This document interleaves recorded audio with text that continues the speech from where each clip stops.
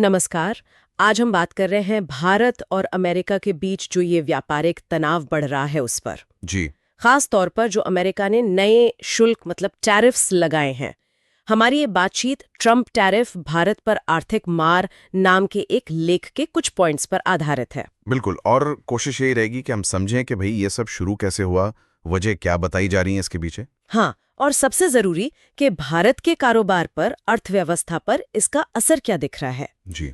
तो ये मामला थोड़ा गरमाया था अप्रैल 2025 में, है ना, जब अमेरिका ने वो रेसिप्रोकल टैरिफ ऑर्डर साइन किया था। ये है क्या ठीक से? जवाबी शुल्क। जवाबी शुल्क। आसान शब्दों में समझें तो देखिए, इस पॉलिसी का जो बताया गया मकसद है वो है कि एक बराबर का मुकाबला हो। अच्छा।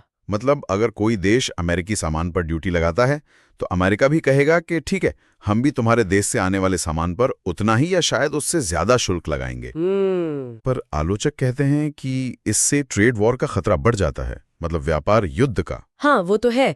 और भारत के केस में ये शुरू कैसे हुआ? पहला कदम क्या था? शुरुआत हुई 25% एक्स्ट्रा टैरिफ से भारत पर लगाया गया। 25%? वजह? लेख के मुताबिक दो मुख्य वजह बताई गईं। एक तो भारत का रूस से तेल खरीदना जारी रखना। अच्छा। और दूसरा, कुछ कृषि व्यापार समझौतों पर भारत का सहमत न होना। 25% भी काफी होता है वैसे तो, लेकिन ये बात यही नहीं रुकी। नहीं, बिल्कुल नहीं। बात बहुत तेजी से आगे बढ़ी। जुलाई 2025 के आखिर में इसे सीधा बढ़ाकर 50% कर दिया गया। 50%? जी है, और ये 6 अगस्त 2025 से लागू भी हो गया है।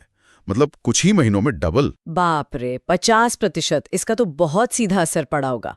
कौन से इलाके, कौन से उद्योग हैं जो सबसे ज्यादा झेल रहे हैं इसे? लेख में कुछ राज्यों का जिक्र है, जैसे गुजरात, महाराष्ट्र, तमिलनाडु।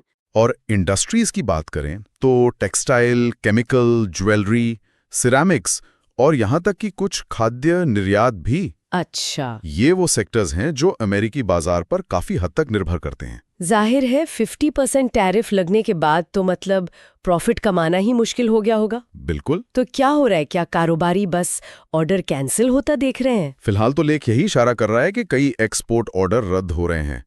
हो क्या रहा है कि इस बढ़ी हुई कॉस्ट के साथ भारतीय सामान बहुत महंगा हो गया है। हाँ, कॉम्पिटिटिव नहीं रहा होगा। सही कहा।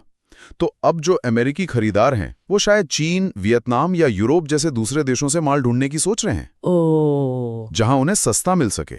तो भारतीय निर्यातकों के लिए कंपटीशन और भी मुश्किल हो गया है। तो ये सिर्फ बड़े टैरिफ की ही बात नहीं है। लेख में एक और नियम बदलने का भी जिक्र था, डी मिनिमिस रूल का खत्म होना। ये क्या चीज है? हाँ, ये भी एक इंटरेस्टिंग डेवलपमेंट है। देखिए, पहले अमेरिका में एक नियम था कि अगर बाहर से कोई सामान आ रहा है और उसकी कीमत $800 से कम है तो उस पर ड्यूटी या टैक्स नहीं लगता था। अच्छा, $800 तक छूट थी? जी, इसी को डी मिनिमस छूट कहते थे। अब ये खत्म कर दी गई है। तो इसका मतलब ये हुआ कि जो छोटी मोटी चीजें लोग ऑनलाइन मंगाते थे, जैसे शीन, टेमू या एटसी जैसी साइट से, हाँ, उन छोटे पैकेट्स पर भी अब टैक्स लगेगा। जी। ये तो बहुत से आम खरीदारों पर भी असर डालेगा। बिल्कुल, ये आम ऑनलाइन खरीदारों को भी हिट करेगा और छोटे विक्रेताओं को भी। तो असर काफी फैला हुआ है, सिर्फ बड़े कंटेनरों तक सीमित नहीं है। ये जो सारे कदम उठाए गए हैं, इसका लंबे समय में क्या असर हो सकता है? कोई बड़ा आर्थिक खतरा दिख रहा है क्या?